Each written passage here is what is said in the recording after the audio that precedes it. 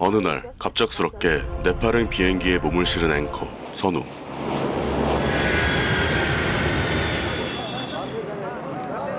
후배기자 민영이 선우를 데리러 옵니다. 선배! 아 불법 정차예요. 빨리! 그런데 이때 아까 뺑뺑 돈을... 우리 결혼하자. 올해는 난데없이 프로포즈를 갈기는 선우. 깔끔하게 6개월 뒤에 헤어지는 거야. 좋지? 심지어 기간을 정한 계약 결혼이었는데 할 거야 안 할 거야? 대답해 얼른. 하죠 뭐. 평소 선우를 짝사랑하던 민영은 이 제안에 혹하고 말죠. 진짜로 6개월만? 혼인신고도 안 한다고? 물론 6개월이라는 시한부 조건이 이해되진 않았지만 그래서 싫다고? 세상에 어떤 여자가 그따위 프로포즈를 좋다고 받아들여요? 이딴 프로포즈도 좋다고 받아들인 민영입니다. Excuse me, where is police station? 곧장 현지 경찰서로 향하는 선우. 내가 설마 네 얼굴만 보려고 비싼 휴가 내서 여기까지 온 것 같아? 뭐예요? 개인 용무라니까. 히말라야 우주에 개인 용무로 경찰서 갈 일이 뭐가 있어? 사실 선우는 급한 연락을 받고 네팔에 왔는데 그 사진의 얼굴이 아무래도 박선호 씨 같아가지고 제가 연락을 드린 겁니다.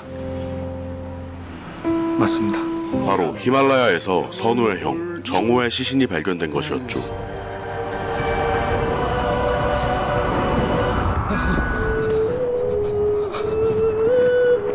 유일한 유품은 정우가 죽고 나서도 손에서 놓지 않은 향 하나. 형, 갑자기 찾을 일이 안 생겼으면 저는 형이 죽었는지도 모르고 살 뻔했네요. 20년 전 병원장이었던 아버지가 사고로 죽은 이후 선우의 어머니는 충격으로 정신을 놓아버렸고 의사였던 형 정우는 소식이 끊겨 지금껏 연락 한 통 없었던 겁니다. 미안하다 선우야. 곧 돌아갈게. 얼마 뒤 선우를 찾아온 민영. 뭐야? 형님이 돌아가셨다면서요. 난 말을 안 해서 형이 있는 줄도... 야준영, 네? 넌 그냥 평소처럼 뇌는 딴 데다 갖다 두고 즐겁게 먹고 마셔주면 돼. 선우는 슈퍼 2인 민영의 밝은 모습에서 위안을 얻죠. 밥 먹으러 가요. 잡소리만 할게요. 딴 놈들은 부르지 말고. 아싸, 역시 밀당을 잘해야 돼. 먼저 전화 안 하길 잘했어. 이렇게 두 사람은 첫 데이트를 즐기는데 6개월 같이 살자고 결혼하는 사람이 어딨어요? 미안. 내가 좀 바빠서.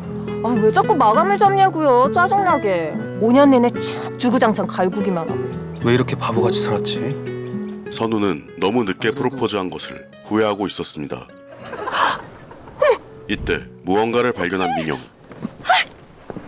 바로 후발대로 도착한 방송국 기자들인데요. 야 박성호 너 뭐야? 너 여기 왜 와 있어?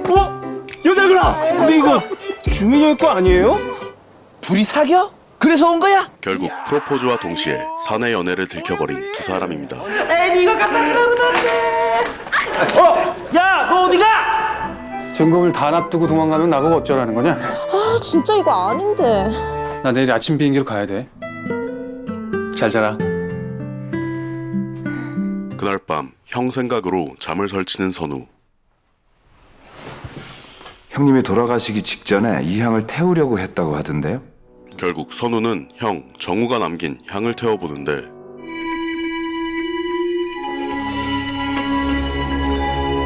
그 순간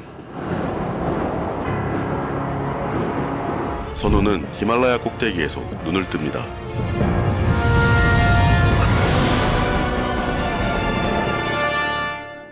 하지만 이내 익숙한 호텔 천장이 보였고 선우는 그저 생생한 꿈을 꾸었다 생각했죠. 며칠 후 한국에 돌아온 선우는 특별 인터뷰를 준비합니다. 최인철 회장하고 전화 연결이 화상 통화로 바뀌었습니다. 상대는 바로 명세병원을 운영하는 최 회장. 박 기자 오랜만이에요. 교육하면 한 보지. 사실 두 사람은 서로 아는 사이였는데요. 친구 아들이에요. 그 친구 죽은 뒤는 자주 못 봤지만. 최 회장은 죽은 선우 아버지의 절친으로 줄기세포 연구를 통해 떼돈을 번 인물이었습니다. 앵커. 안녕하십니까? 안녕하세요. 소감이 남다르실 것 같은데요. 이렇게 최 회장의 인터뷰는 별 문제 없이 진행되는데 연구팀들이 자 마지막 문장입니다. 그 순간 이제 혹시나 최 회장님께서 물러나신다 해도 대본과 다른 질문을 이어가는 선우. 난소 과자극 증후군으로 안심마비에 이르게 된 사실도 알고 말씀하신 게 맞겠죠? 뭐야 저거? 과도한 배란 유도제의 주입으로 그중 한 명은 결국 사망했고요. 바로 최 회장이 줄기세포 연구를 위해 불법으로 난자를 수집한 정황들이었습니다. 시청자들도 답변을 듣고 싶어 하실 것 같은데요, 회장님. 앞으로의 행보에 행운이 있으시길 바랍니다. 이렇게 최 회장의 비리 사실은 생방송으로 전 세계에 퍼지게 되었죠. 형놈만 미친 줄 알았더니만. 이후 선우는 국장실까지 불려갑니다. 기본 베이스가 일단 넌 6개월 정직이야. 제가 곧 죽을 거라고 하더라고요. 악성 뇌종양 사기. 그렇습니다. 아세요? 사실 선우는 1년도 채 살지 못하는 시한부 인생 그러니까 1년 안에 죽는단 말입니다. 때문에 미련을 남기지 않도록 그동안 참아왔던 일들을 해치우고 있는 것인데요. 우리 가족의 비극은 모두 최진철이 원인이니까요. 선우는 20년 전 최 회장이 아버지를 죽이고 병원을 뺏은 것이라 생각했기에 집안을 분비박산낸 복수를 시도했고, 더불어 죽기 전 민영을 향한 마음을 숨김없이 고백할 수 있었죠. 여기에 팩트가 아닌 건 1%도 없습니다. 국장님이 제발 도와주셔야 됩니다. 아니, 네가 진짜 죽는다는 거야? 이후 민영이 전화가 걸려옵니다. 3개월만 만나자는 이유가 뭐예요? 대답 제대로 하기 전엔 나 안 돌아가요? 헤어질 때 너무 아프니까. 그런데 의미심장한 대답에 이상을 감지한 민영. 민영은 곧바로 선우의 주치 영훈에게 이유를 묻고 뭔가 문제가 있는 것 같아서요. 이렇게 선우의 시한부 소식을 알게 되죠.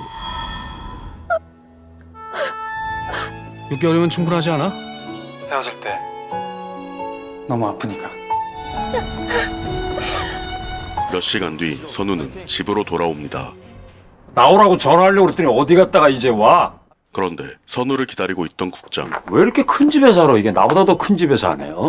네가 준 자료 검토하고 회의했는데 찬반이 4대6이야.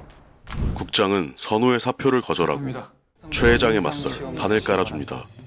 네가 붙어 도와줘. 국장님, 그런 방송사고를 낸 게 아니라 보도국을 대표해서 질문한 거야. 인터뷰 내용은 내가 결정한 거라고. 제가 존경하는 거 아시죠? 에이, 빌어먹을 씨. 그리고 집으로 돌아온 선우가 발견한 것은 네팔에서 가져온 향. 그 순간 인터넷이 끊기고 선우는 또다시 시공간을 뛰어넘게 되는데,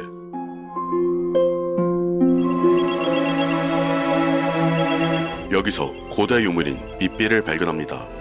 정우야, 좀 내려와봐. 이때 들려온 익숙한 목소리. 정우야, 자니? 바로 젊고 건강한 모습의 엄마였죠.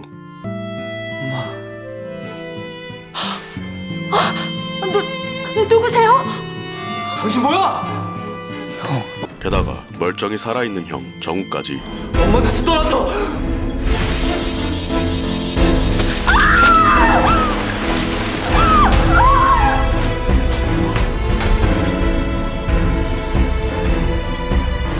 그렇지만 선우는 이번에도 금세 현실로 돌아오고 맙니다. 이후 주치의 영훈을 찾아간 선우. 웃음이 나오냐?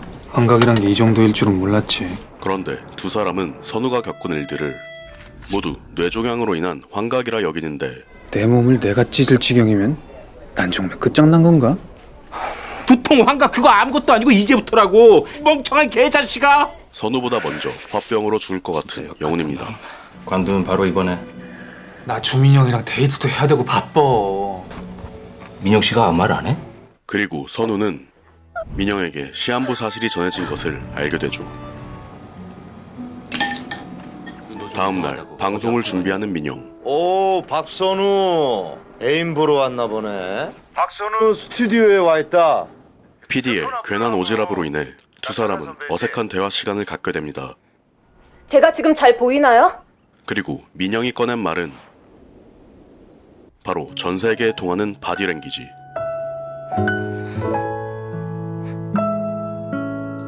뭔가 큰 잘못이라도 한 모양이네. 민영은 사실을 숨기고 반년 뒤에 작별까지 준비하려 한 비겁한 선우를 용서할 마음이 없었죠.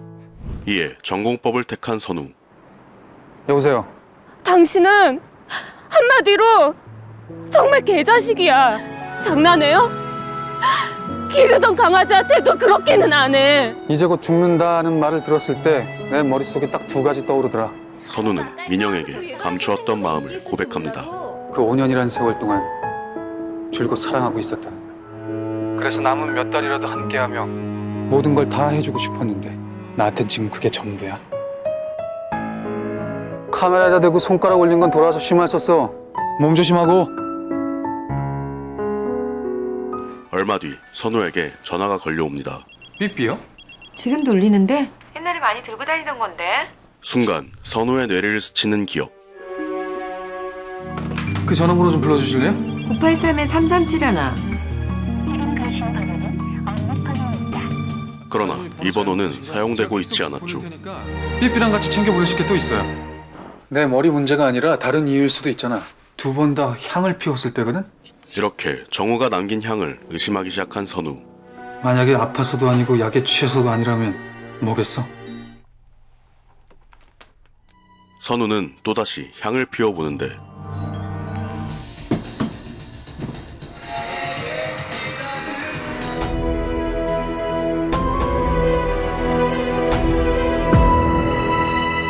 그렇습니다. 사실 이 향은 타는 동안 정확히 20년 전의 시간으로 돌아가게 해주는 신급 능력을 지닌 물건.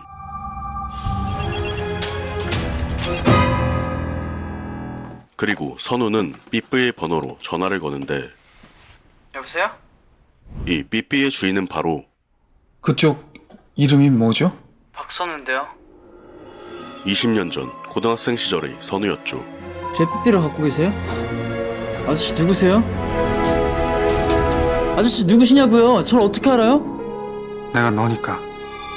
뭐라고요? 이때 새롭게 떠오른 기억들. 그냥 어떤 남자가 자기가 삐삐 갖고 있다 그러고선 그냥 끊어버리잖아. 바로 수정된 과거가 현재로 피드백되어 넘어온 것이었습니다. 이제야 생각났어. 내가 매일 다니던 독서실 전화번호야겠네. 네 삐삐를 잃어버린 기억? 곧바로 선우는 영훈과 기억을 대조해 보는데요. 어제 니네 집에 도둑 들어서 수족관 다 깨고 도망갔다면서. 그놈이 네 삐삐도 집어간 거 아니야? 기억이 나? 이렇게 향의 힘을 이용해 잘못된 과거를 바로잡기로 마음먹은 선우입니다. 곧바로 집으로 돌아가 일기장을 확인하는 선우. 모든 내용은 기억과 완벽하게 일치했습니다. 예전같이 살고 싶지 않니? 그러니까 선우의 형 정우는 향의 존재를 알고 네팔로 찾아가 과거를 바로잡으려다 실패한 것. 2012년 1월 5일 드디어 포카라다. 마루나로즈 201호 창가 쪽 침대 매트리스 아래 그가 쓰고 남은 9개의 향. 그리고 정우의 수첩에는 9개의 향이 보관된 위치가 적혀 있었죠. 다음 날 우리가 상 못 받잖아. 다 박선우 때문이라고. 바로 네팔로 날아간 선우. 잠깐만 비켜봐. 아 왜? 급하게 도망가려던 민영은 선우의 힘이 되어주기 위해 애써 밝은 모습을 꾸며냅니다. 그 선글라스 안 어울린다. 갖다 버려요. 봤으면 아는 척하지 왜 문자질이야? 내 남친을 공경에 빠뜨리고 싶지 않아서? 하지만 향의 존재를 알릴 수 없었기에 당시 지리에 밝은 셀프 한 명만 구해주세요. 선우는 혼자 산을 오르는데 I think we are almost there now. If there is not a lot of snow. 이렇게 선우는 20년 전 9개의 향이 보관되어 있던 자리에 도착합니다. 향의 길이는 30cm. 원래 향 하나가 다 타는데 걸리는 시간은 30분 내외. 이건 원래의 3분의 1밖에 안 남은 10cm. 선우에게는 10분 남짓한 시간이 주어진 셈이었죠.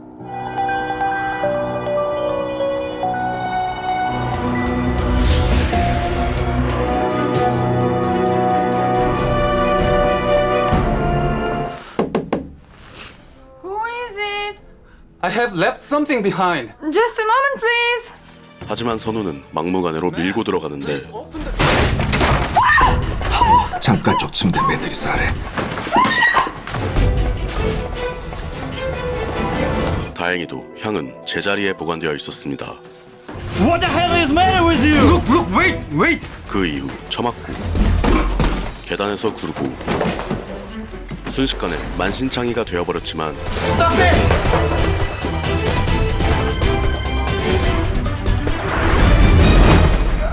향을 얻게 되어 그저 행복한 선우였죠. 이 판타지는 팩트라고. 그날 밤 선우는 호텔에서 향을 살펴봅니다.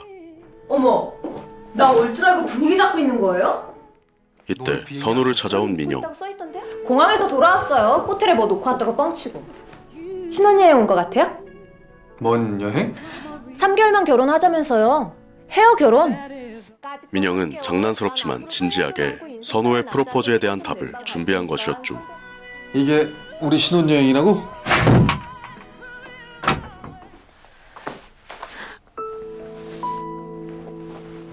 며칠 뒤 선우는 최 회장의 병원에서 향을 사용합니다.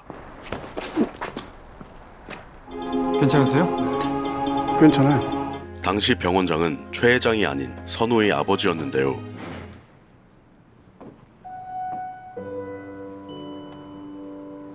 어떻게 오셨어요? 원장님 계신가요? 좀 일찍 오시죠. 한참 전에 나가셨는데. 집으로 향하던 선우의 눈에 띈 것은 잠깐만 세워주세요. 형이 저기 있네요. 혼자 술을 퍼마시고 있는 형 정우였습니다.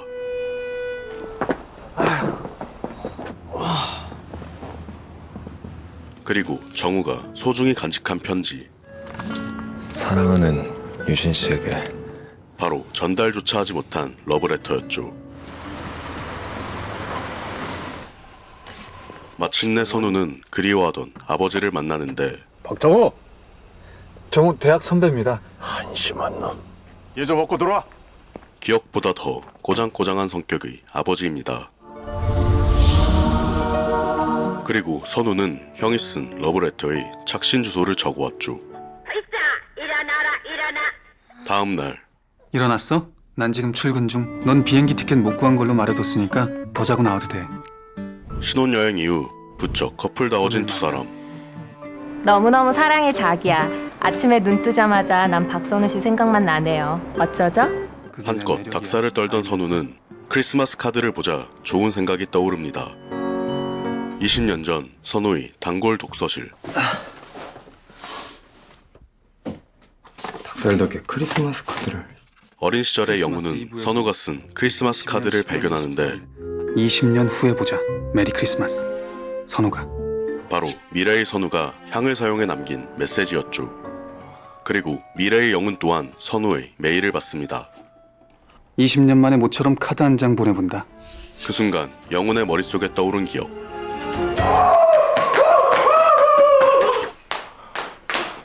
생각보다 빨리 왔다. 크리스마스 카드. 진짜 네가 쓴 거야? 마치 타임머신 같은 향의 존재를 알고 정신이 나가버린 영훈입니다. 벌써 2개나 썼어. 형 소원부터 들어주려고? 너부터 살아야지. 해마다 꼭 내 사진 찍으라고 하면 되는 거 아니야. 문제는 과거의 선우를 설득시키려면 향의 존재를 알려야 한다는 점이었는데요. 어느 대학을 가는지, 성공하는지 인생 제대로 못 살 것 같지 않아? 그렇기에 선우는 자신보다 형의 소원을 먼저 들어주려 합니다. 형 소원이 뭔데? 아버지를 살리는 거. 봤어? 92년 12월 30일에 아버지가 돌아가셨으니까 앞으로 엿새 뒤라고. 그리고 형 정우의 또 다른 소원. 92년에 형한테 여자가 있었어. 그렇습니다. 정우는 향 하나를 구해 아버지를 살릴 기회를 얻었지만 20년 전 이루지 못한 사랑을 위해 또 다른 향을 찾다가 사고를 당한 것. 밴드 보컬리스트 출신의 애엄마라. 그런데 정우가 짝사랑하던 여자는 혼자 시아라는 딸을 키우고 있었죠. 얼마 뒤 향을 사용해 시아 엄마를 찾아간 선우. 윤시아라는 딸이 하나 있었습니다. 그런데 시아는 울고 있고 엄마가 죽었어요. 시아 엄마는 극단적인 선택을 시도한 상태. 엄마가 죽었나 봐요. 다행히도 때맞춰 도착한 선우 덕에 목숨을 건진 시아 엄마입니다. 1993년 1월 미국으로 이민을 갔고 97년도 이후로는 행방을 못 찾았습니다. 그리고 선우는 시아에게 정우의 전화번호를 건네줘. 꼭 전화해. 그래야 엄마가 낫는다. 예, 일로 와봐. 엄마가 찾으셔. 이후 민영과 데이트를 즐기는 선우. 가만히 있어요. 반항하지 말고. 저것들이 내가 구걸해서 만나는 거고 혼나면서 데이트할 거라고 자꾸 놀리잖아요. 쟤들한테 하트 좀 그려줘요. 평소 봄에 살고 봄에 죽는 선우라면 절대 들어줄 리 없는 부탁이었지만 결국 사랑 앞에서 무너지고 마는 상남자 선우입니다. 맞지 얘들아? 사장님 정말 실망입니다. 시끄러 꺼져. 이때 전화가 걸려오고 기자님 오늘 오신다 그러셨던 것 같은데 안 오시길래요. 사실 오늘은 요양원에 있는 엄마의 면회날. 어머니한테 간다 그러고 안 갔어요? 완전히 잊었어. 하지만 선우는 요 며칠 새 뇌종양 판정을 받고 향을 찾느라 날짜를 잊고 있던 건데요. 이때 떠오른 20년 전의 기억. 크리스마스 이브에 내가 엄마를 배신한 게 처음이 아니네.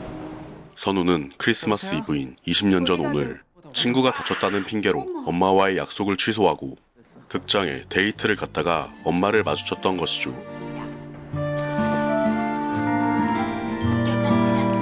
왜?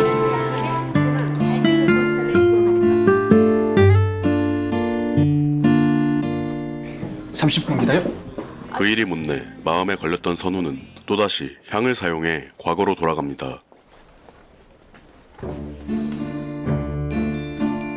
선우는 엄마가 영화를 보지 못하도록 방해하고 어머. 죄송합니다. 제가 미처 못 보고. 안경 없으셔서 어쩌죠? 그러게요. 엄마를 데리고 안경점으로 향합니다. 근데 혹시 우리 아는 사이 아닌가요? 왜 웃어요? 크리스마스라서 그런가? 이렇게 선우는 엄마에게 어울리는 안경과 함께 만나 뵙게 돼서 정말 기뻤습니다. 이상한 사람인데요? 크리스마스 선물까지 전달할 수 있었죠.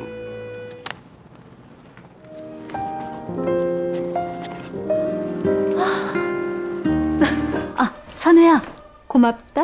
엄마 맘에 딱 들어. 여사님. 이후 데이트 자리로 돌아온 선우. 진짜 딱 30분 만이네. 엄마 만나고 왔다니까. 오랜만에 얘기도 많이 나누고. 난 엄마랑 일생이 사이가 좋았던 적이 없는데. 나 심지어 엄마 때문에 이름 2번이나 바뀐 거 알아요? 그 순간 저는 윤시아라고 하는데요. 선우에 의해 변경된 과거가 반영되었고 동시에 민영의 모습은 흔적도 없이 사라져버렸죠.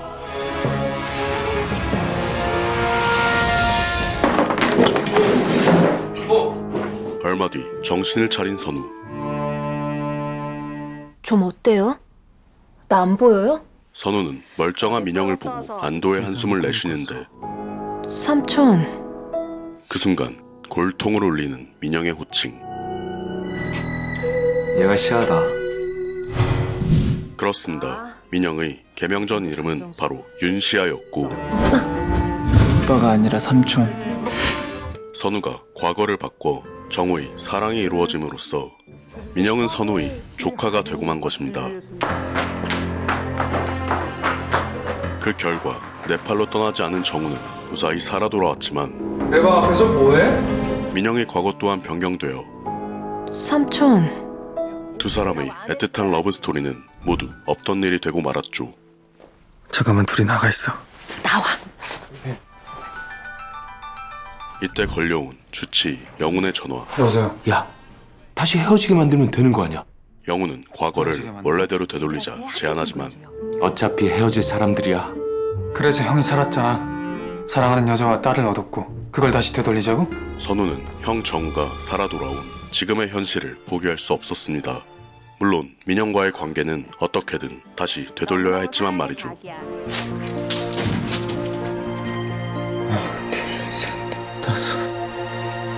그리고 변경된 기억을 떠올리는 선우. 안녕하세요. 박민영입니다. 네가 왜 여기 있어? 아, 뭐야, 둘이 아는 사이야? 말해도 돼요? 성인이 된 민영은 제 삼촌이십니다. 삼촌 선우를 동경해 기자가 된 겁니다. 한편 민영은 선우의 약봉지를 빼돌리는데 아빠 돌아오시면 보여줘야겠어. 무슨 증상이 먹는 약인지. 지금의 민영은 선우가 시한부 인생이라는 것을 모르고 있었습니다. 아, 나도 여기서 살고 싶은데 아빠가 절대 싫으시대. 니들은 이제 출근해. 회의 준비 제대로 안 돼 있으면 각오해. 감히 누굴 뒷조사해? 이상하잖아요. 왜 숨기는 건데요? 비아그라. 뭐냐? 피차 쪽팔리게. 이후 주치 영훈을 찾아간 선우. 네가 언제부터 크리스마스 챙기는 신자였어? 기도하는 법 좀 알려주라. 이 개새끼야. 향이 불러온 충격적인 변화에 기도로 마음을 달래는 영훈입니다. 죽은 사람이 살아서 나한테 말을 걸더라. 네가 지금 얼마나 엄청난 짓을 저질렀는지 나 아냐고, 이 자식아. 하지만 지금 그 누구보다 애타게 신을 찾고 싶은 사람은 바로 선우일 텐데요. 아파서 기절한 게 아니라 놀라서 기절했다. 어떻게 그걸 몰라? 그럼에도 전보다 행복해 보이는 민영의 모습에 미소 짓고 말죠. 다행히 뇌는 여전히 안드로메다에 가 있고 해맑은 건 국보급이고. 이건 뭐냐 대체? 그날 밤 여전히 집에 남아 선우를 기다리는 민영. 생각보다 빨리 오셨네요? 엄마한테 전화했다가 저 완전 벼락 맞았어요. 아픈 사람 두고 가란다고 그냥 왔다고. 사실 선우가 쓰러졌다는 소식을 들은 형 정우가 민영에게 간호를 부탁한 것인데요. 아프다면서 좀 어때? 오랜만에 듣는 형의 목소리에 만감이 교차하는 선우입니다. 나 너무 무리하는 거 아니야? 난 괜찮아. 형이 좋으면 됐어. 이렇게 선우는 민영이 만든 요리를 처음으로 먹게 되고 밑반찬은 엄마 집에서 갖고 왔고요. 큰 기대는 하지 마세요. 내가 작은 기대라도 했을 것 같아? 말과 달리 복잡한 감정으로 요리를 맛볼 수밖에 없었죠. 근데 네팔 가보셨어요? 카트만두는 최악인데 포카라는 좋아요. 아, 특히 마차프 차례. 순간 네팔에서의 추억을 떠올린 선우. 마차프 차례.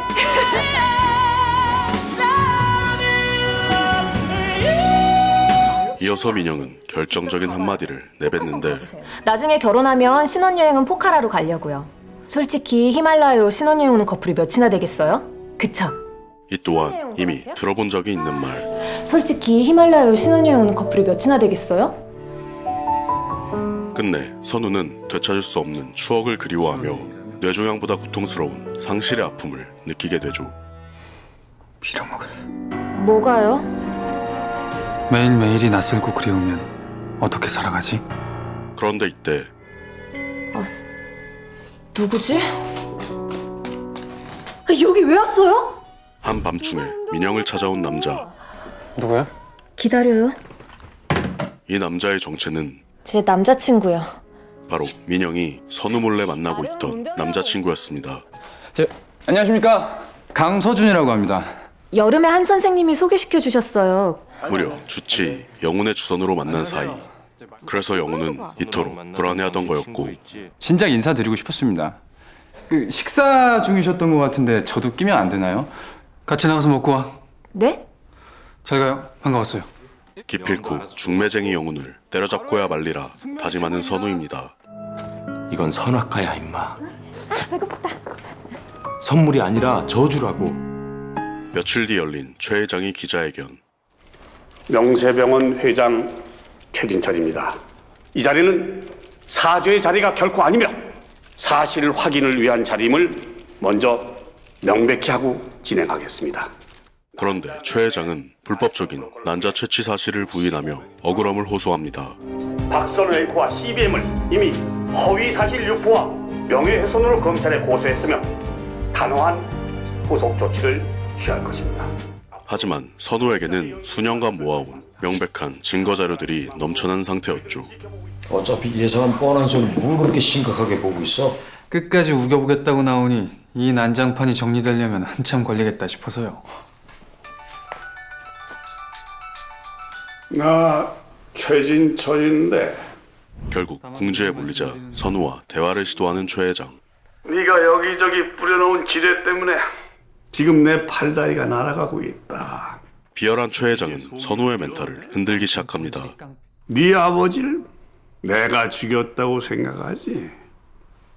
난 아니다. 모두가 내 짓이라고 생각했지. 하지만 무혐의로 끝났지. 확증이 없으니까 난 아니라고.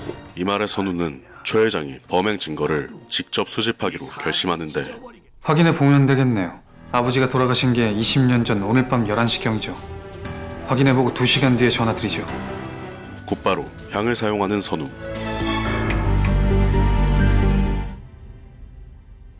일어나, 시간 없어.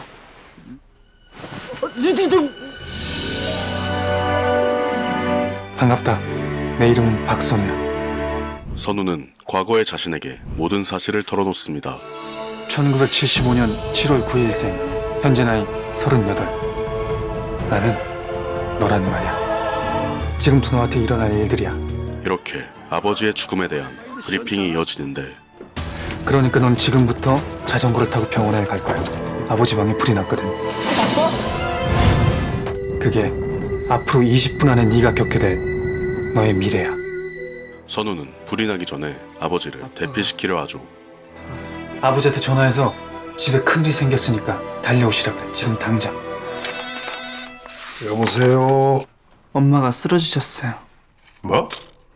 거짓말이에요. 어떤 남자가 다 죽이려고 그래. 소리야! 평화롭게 해결하려던 원래의 계획과는 조금 달라졌지만 수고했다. 무사히 아버지를 살리는 데 성공한 선우입니다. 박씨!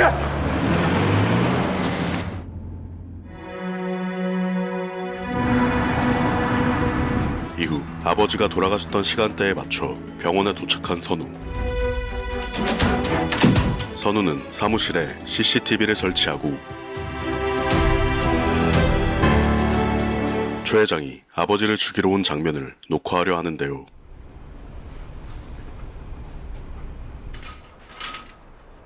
이윽고 원장실에 나타난 인물은